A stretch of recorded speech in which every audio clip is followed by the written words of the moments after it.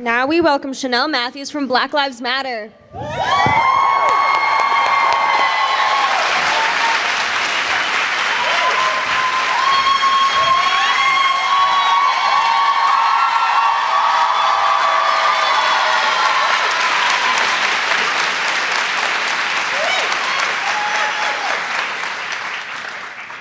I'm going to ask you to trust black women and repeat after me.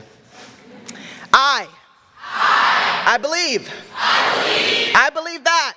I believe that we. I believe that we will. I believe that we will win. I believe that we will win. Will we win? Yes.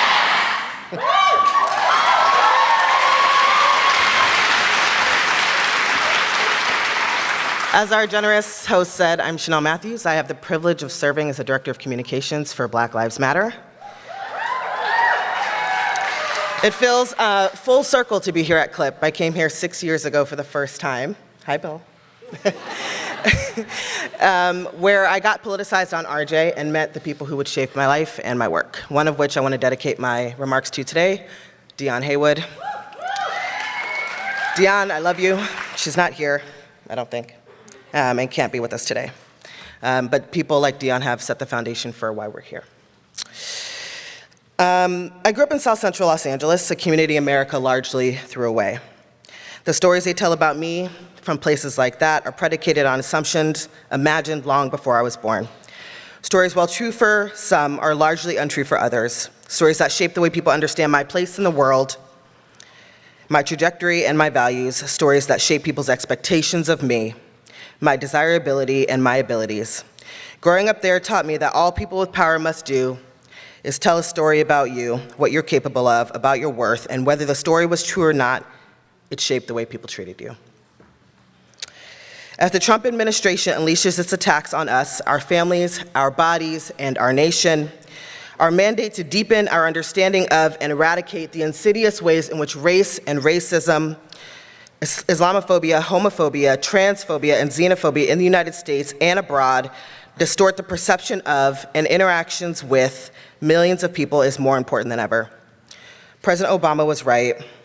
There is a deficit of empathy and understanding, and deep understanding in this country catalyzed by long-standing harmful narratives that lead to the implementation of prejudicial legislation, biased and deadly policing, and interpersonal and intra-community violence. And it's time to intervene. I suspect because you are here, you're clear about the severity of this moment and what's at stake. There's a lot I could say about the importance of this moment, about movement strategies, and my analysis on how to win, but you'll have to come to my workshop later to figure that out. But in the 6 years since I came here for the first time, those weren't my most important lessons. I learned. Here are a few gems from my experiences. One of the challenges I suspect we will face as a cohort of progressive change agents is building the muscle memory to use the tools we learn here effectively, to create narratives that speak to the shared values we all have, are clear about the problem and solution, and that speak to specific people we've long written off as too uneducated and too unwilling to change. People who share a difference of opinion or political belief, people who before November 8th we thought had too little power to make any real change. People who we underestimated and ignored and should have long ago prioritized. What we know to be true for sure is that we cannot shame or embarrass people with harmful beliefs back into the communities that taught them. We have to be creative in our organizing, radical in our communications efforts, committed to political education and humanity and humility beyond what's comfortable and convenient. We don't have the luxury of avoiding courageous conversations with the rising American electorate with whom we do not always agree, and we must sit with that discomfort. Based on my personal experiences as a Black queer woman, I have come to understand our obligation as one with deep-seated moral and ethical implications. We have a duty to communicate with fervor and passion and to embrace creativity, innovation, and a fail fast to learn fast approach. Shout out to Coraline. A duty to yield ego and build collective power. a duty to have intimate and human conversations with people who are different than us, the kind of conversations that can realize real improvements in all of our lives. Conversations that start movements and facilitate the process of organizing our country into a safe place for all people, a process that leads with inclusivity and a commitment to justice, not intimidation and fear. Movements are fueled in part by a profound desire for dignity. The dignity of hugging your family tight and far away from border walls and detention facilities and plastic jail partitions. The dignity of earning enough so that you don't have to choose between groceries and medical bills. The dignity of making the sovereign decision to affirm your gender and transition to become the best, most exact version of yourself. The dignity of practicing your faith openly and dutifully, absent of hate, shame, and death threats. The dignity of parenting your children well into adulthood. Many of us have seen firsthand the ravages of conservative fundamentalism, and the only way we can successfully advocate and organize against the Trump administration's impending policies is by being radically honest about death, about deportation, about disenfranchisement. What we've been doing is and is not working. Our efforts have been insufficient and sufficient enough all at the same time. Our organizing and mobilizing strategies are necessary and not enough without a vulnerable, inclusive, and welcoming movement.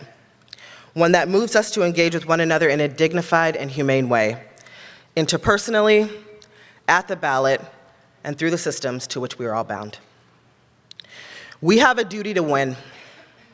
And because of that, I want to leave you with 3 tried and true pieces of advice that if we all commit to, will get us there. Embrace failure as a resilience practice. We will fail, and we will get up, and we will do it again. Don't assume you can transcend what it means to be an impactful organizer or activist, to be a solid ally or a good human. Our society socializes us both in anti-Blackness and transphobia, and our mandate is to work every single day to be less so. Do not operate from a place of shame, fear, or guilt, and do your best to not shame, embarrass, or guilt others. Those things don't facilitate behavior change, and more importantly, there's nothing noble or useful about refusing people grace. Commit to a culture of rigor and discipline today. We work hard today and every day because we must. What is required of us, as Nellie generously and brilliantly reminded us, thank you, is that only by radically imagining can we build and experience a world where each of us are valued. In closing, I want to read you a few words that we at Black Lives Matter affirm. We affirm our existence. We affirm our right to not only live but thrive, to exist in a world where our humanity is seen and honored. We are organizing to realize a world in which our faiths are held in esteem, our identities are recognized and respected, and our families are prioritized. We deserve a world in which our children are protected, where our water is sacred, and we are given a fair chance to decide our fates. Thank you.